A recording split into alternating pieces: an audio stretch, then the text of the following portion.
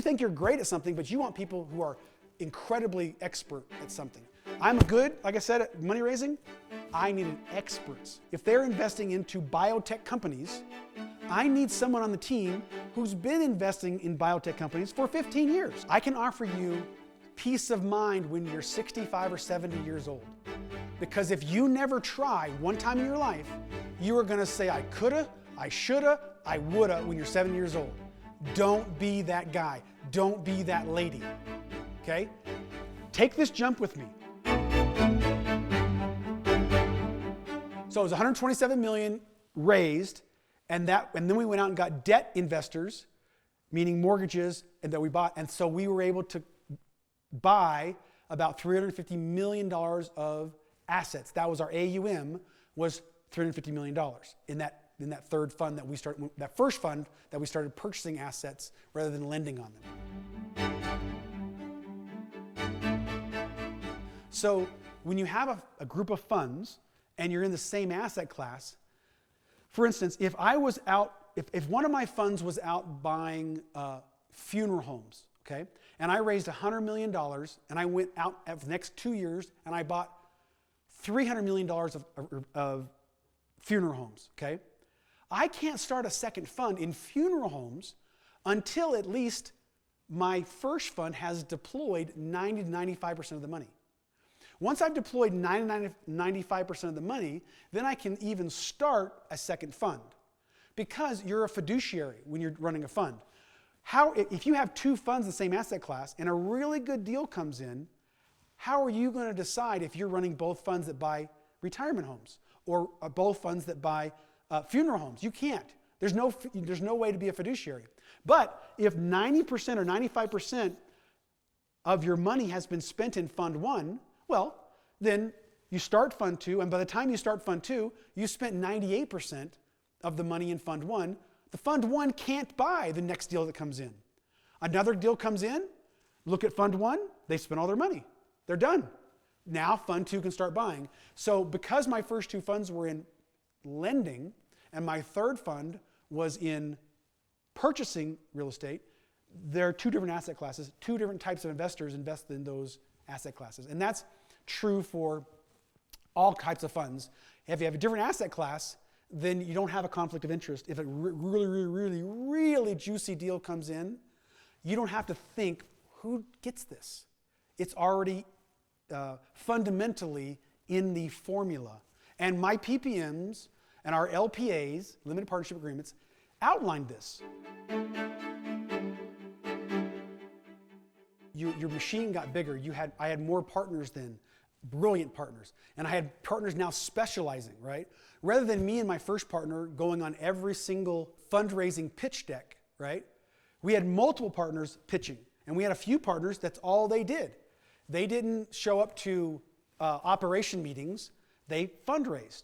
And so when you have people specializing and you fundraise 7 days a week, well, they're going to have higher success as opposed to fundraising 2 days, the next day working on operations, the next day working on deploying capital. Like when we started the first fund, like I was telling you earlier, when you have a small company, you do everything.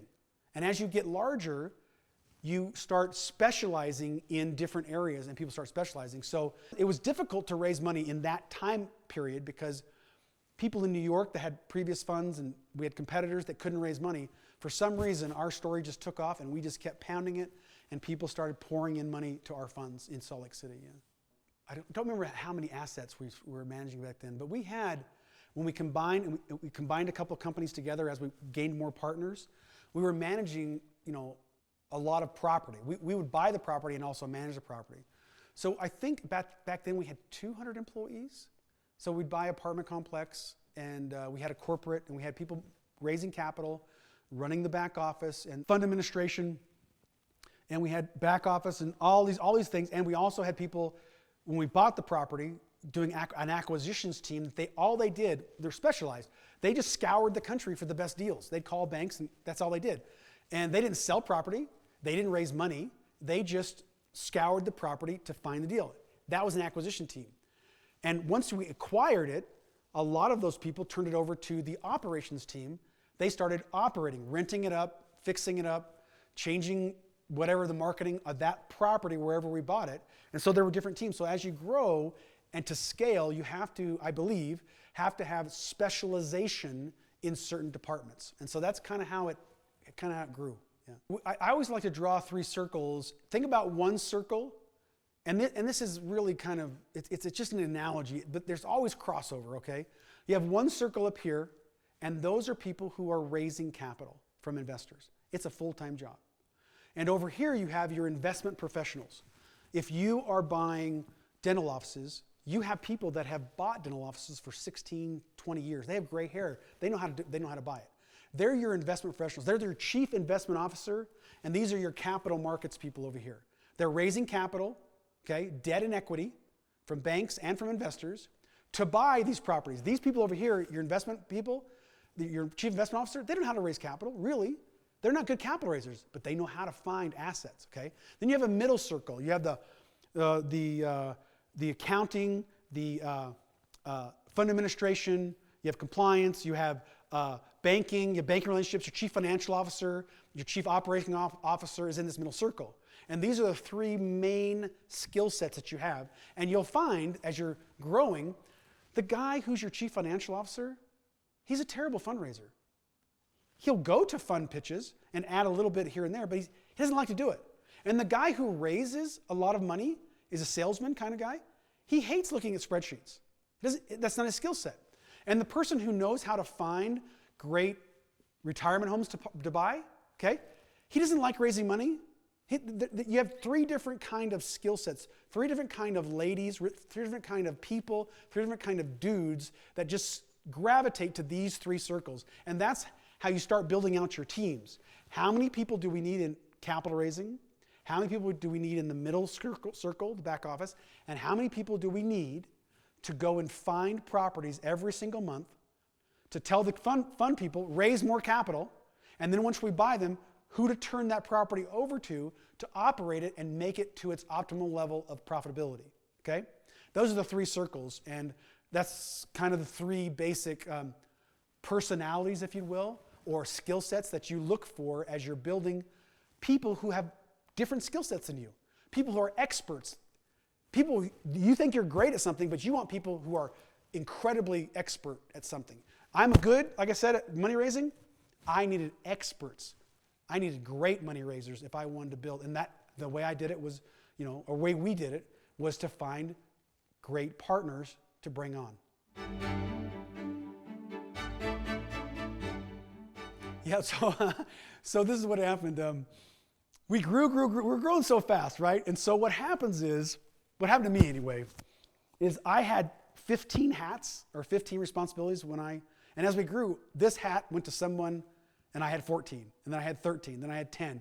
And what ended up was, I ended up with all the jobs no one wanted to do, okay? So I was chief compliance officer. We became a registered investment advisor after the Dodd-Frank Act. And you have to have a chief compliance officer. And this is a true story, I went on vacation with my family one summer day. I came back a week and a half later, and my partners had all had a meeting, and they voted that I was going to be chief compliance officer. That's how I became chief compliance officer. So, again, a job that no one wants to do, right? And so that was one of my responsibilities over the last few years of the firm just growing, because I don't know, I just been there the whole time. I was the person in the beginning, 2004, that filed all the Reg D, Form Ds with the SEC. I was just the person that always was the front person to the SEC. And in general, I was probably the best fit of all my partners' personalities to be chief compliance officer. Did I want to? No, I didn't want to do it. But after I did it, and after I got into it, I thought I was pretty good at it. And I think we eventually became a very, very compliant team, because we had 2 SEC audits during that time, and we did great. And a chief compliance officer doesn't get a great SEC exit letter from an audit or an exam because they're great. They get it because the whole team is pulling together to be compliant. And that's what my leadership of my partners pushed from the top. They pushed leadership, they were compliant with the compliance officer, they were compliant with the rules, and therefore they pushed it all the way down through all those circles and all those personnel.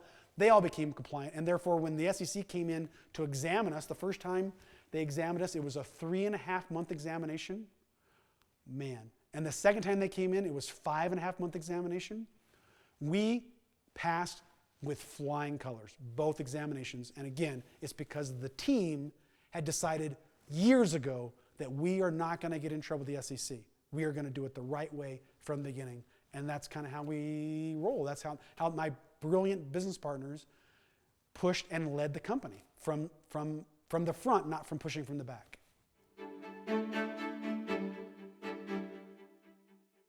Here's what happens when you get an audit from the SEC, the Securities Exchange Commission. 2 to 3 or 4 people will fly in from the SEC's and they will sit. But wait, even before that, they send you a letter. They say, hey, we're going to audit you or examine you. And you go, wow, what's going on? You get a phone call and you have a little conference call. Then they send you a list of a bunch of things they need before they come see you. They need org charts. They need seating org charts. They need your AUM. They need each fund. They need all your filings. They need your Reg Ds, your Form Ds. They need salaries. They need who gets paid what, who is incentivized, who gets paid commission when investors come in. What are all the placement agents that you use? What are all the investment advisors you use? They want a huge list of things you have to get together. Then you send all that in a secured file over to, or a bunch of files, and then they sit for about 2 weeks, 3 weeks, and they review it all. Then they fly out to see you. And they sit in your office in a conference room Monday morning at 8 o'clock till 5 p.m. Tuesday, 8 o'clock to 5 p.m. And they do this for a week, for 5 days, 4 to 5 days. And they interview people in your office. It's like you're bringing someone in from accounting to answer some accounting questions. You're bringing in someone in from fund administration to answer this. You're bringing in someone that raises capital to answer questions. And they ask questions for 5 or 6 days, and then they go back with all this information and they scrutinize you. And from then on, at least 2 or 3 times a week, they have a conference call with someone else in your firm, and you're there. It's a conference call in a conference room, going over some spreadsheet, going over some statement, going over a PPM, going over disclosure statements, going over something, and that goes on for months and months and months. And at the end, they give you an exit letter. And that exit letter has, for some firms, pages and pages and pages and pages and pages of things they found wrong. And then sometimes there's enforcement. You did these things wrong. We are going to fine you this, fine you that. And it's usually, a lot of firms are 15 to 20 page long, right? Both of the 2 exams that we had, and we're managing billions at this time, okay, billions, and we have thousands of employees. Our last letter was a page and a half. And the first half is just, we're the SEC, we came in on these dates to do, that's the first half of the page. The second one was about 2 pages long. I mean, we flew out of there with great examinations. And it's because, again, I had brilliant partners, and the brilliant partners, we decided years ago, we were never going to get sideways with the SEC, the Securities Exchange Commission. We just weren't going to do it. When you grow, the SEC starts looking at you. And you get really big, the SEC starts looking at you further. And so you do not have to become, or even think about become, a registered investment advisor until you have about 100 million or more under management, AUM. And so that's when you have to start thinking about and start pre-applying for it. When you're over 150 million in assets under management, you have to file with the SEC. And so being an investment advisor or a registered investment advisor is 2 different things. A registered investment advisor is registered with the SEC in Washington, D.C. An investment advisory firm is usually falls under their state. Whatever state they're in, the state has a securities division of that state, and an investment advisor falls under the state regulator. But once you get about $150 million, the state no longer regulates you. You have to jump up and be regulated by the SEC. That's the difference.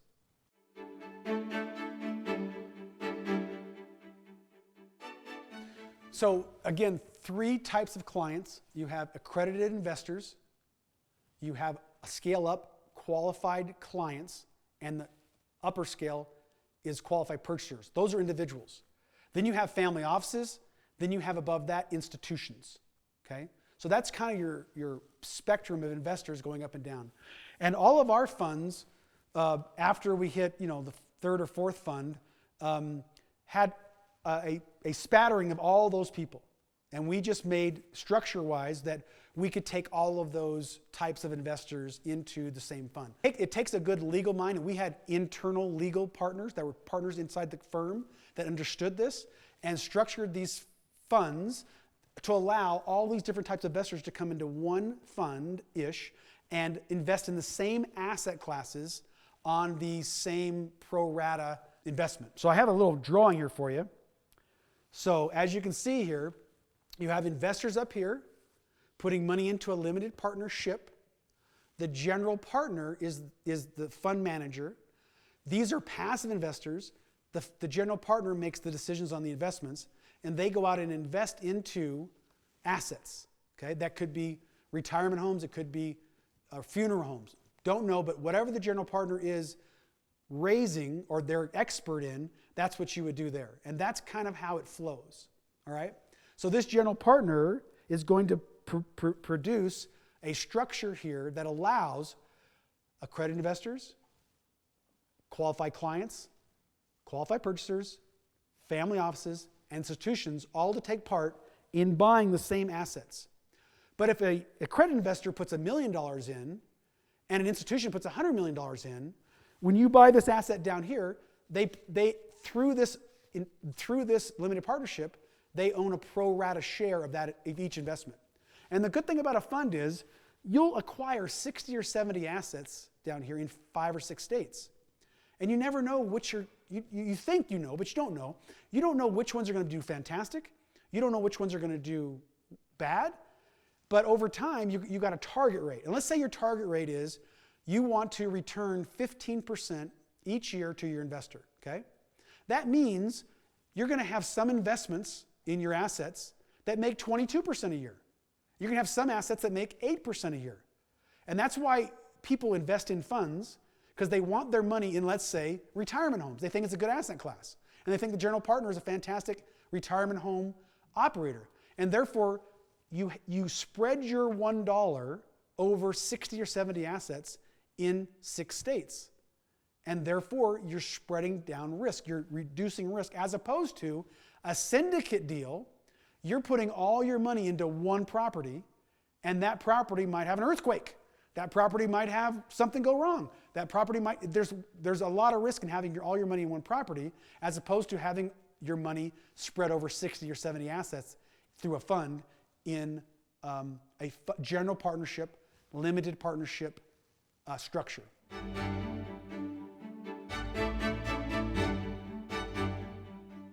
I believe every successful fund out there that you have heard about or will hear about, the people running it are extremely good at what they do in all the areas. They're detailed, and they know their regulations, they know their stuff, they know what you can and can't do, and they've been there. They usually have some gray hair. People ask me all the time, I retired a few years back, and they ask me all the time, John, you retired already? You're young. What's your secret? And I go, my secret?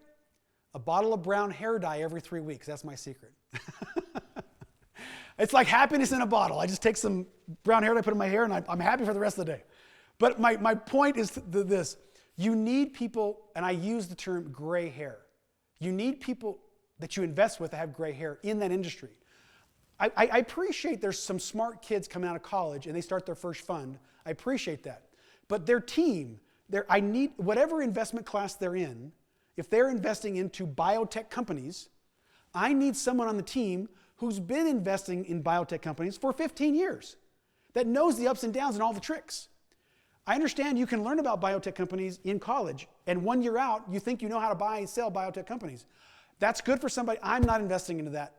I need someone on the team or a group of people on the team that have it demonstrated through a track record that they know how biotech companies fluctuate in the market. They know the risks. And so that's the point about gray hair. So think about my second fund Yeah, second fund, we're lending on real estate, okay? And I don't want to do 20 unit apartment complexes anymore. I want to do 200, 400, 1,200 unit apartment complexes. I want to do big loans.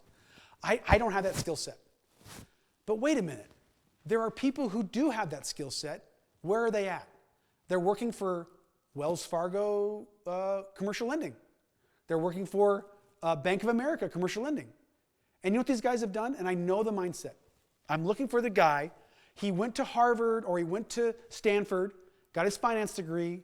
He got hired by the bank. He's been there 15 years doing loans for 17-story apartment complexes in New York.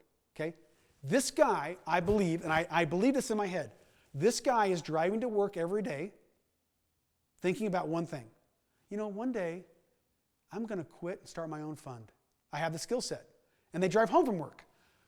One day I'm going to start my own investment fund. And those people, a lot of them can never make the jump from the salary to be an entrepreneur. It's a tough jump. And John Pennington was able to start funds like I can't believe. But I know I can't run them as good as these people can run them. I can start them. I can get them going. I can get them off and running. I can deal with the SEC. I can deal with a lot of the things.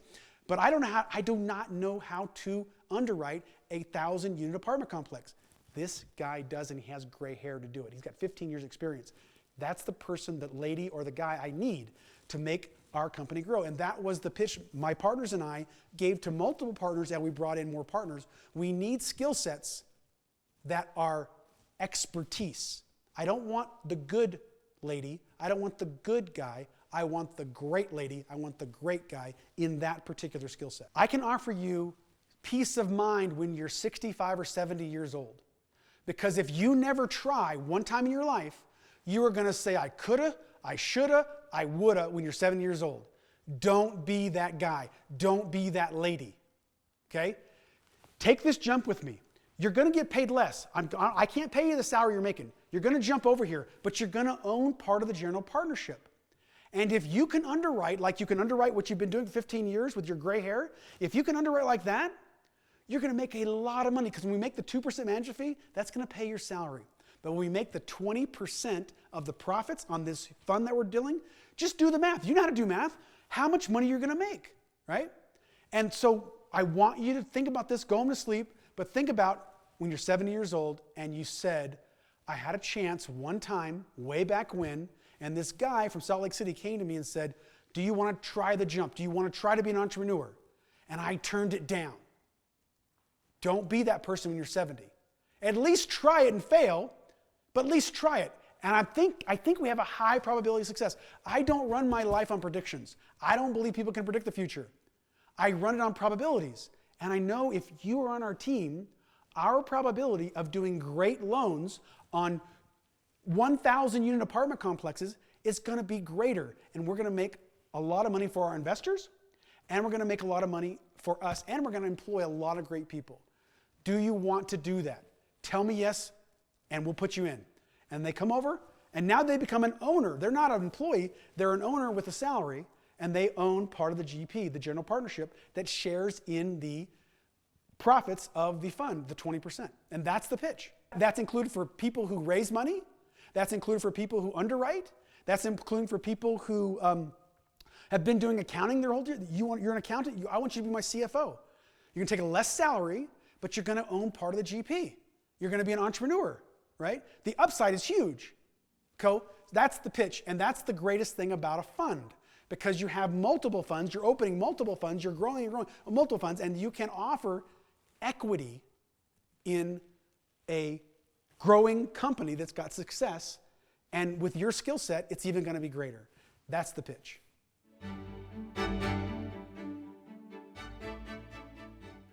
I used to use the term, before I understood FOMO, I used to use the term, we have a great train. The train is leaving the train station. It's already starting to chug.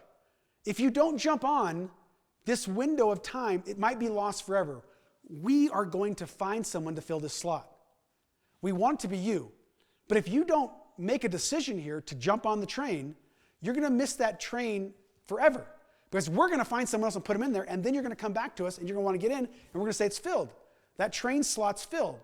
And so there is a fear of missing out, but There also is a fear of not missing out, the fear of when you're 70 years old and you say to yourself, you know what, back in 2010, I coulda, I shoulda, I woulda, I shoulda took a chance. Even though maybe it would fail, I still wouldn't be the guy or lady at 70 years old regretting what I should have took chances on. That's kind of where I came from, and that was a great sales pitch, and it worked. The best thing for a partner, I believe, is equity. Sometimes a partner can take less salary as long as they are part of the team. They're owner. They know if the team, the company, does better, they do better. And that's aligning people's interests with the investor. Because if each asset does better, our investors do better. If each asset does better, the partners do better. If each asset does better, we make more money and we hire more people. Our employees are happy, our investors are happy, our partners are happy. That's the alignment of all interests going, and that's what gets a big train moving, getting momentum. That's the American dream, right? I work for someone for a lot of years, and I learn a skill set, and one day I hope to own my own company. I hope to be an owner. So if the company does great, and I get up 6 a.m. in the morning, or 3 a.m. in the morning, sometimes my partners did, and come in and work till midnight, and sometimes I had partners that worked 24 hours straight because we had deadlines. They're owners. Employees don't really do that. Owners will stay there all night long to get something done because we have a deadline tomorrow at 9 a.m. These things have to be done. And it's 1 a.m., it's now 2 a.m., it's 3 a.m., it's 4 a.m. They're not done correctly. And so they have to get done by 9. I had great partners that did these things. They were brilliant, but they were driven because they were equity owners. And they know if we missed this thing at 9 a.m., this was going to blow up 4 or 5 months of work of all the other partners.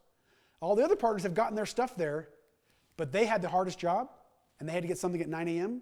If it wasn't there, it was going to blow up something. And my partners, they never really blew up anything. They always performed.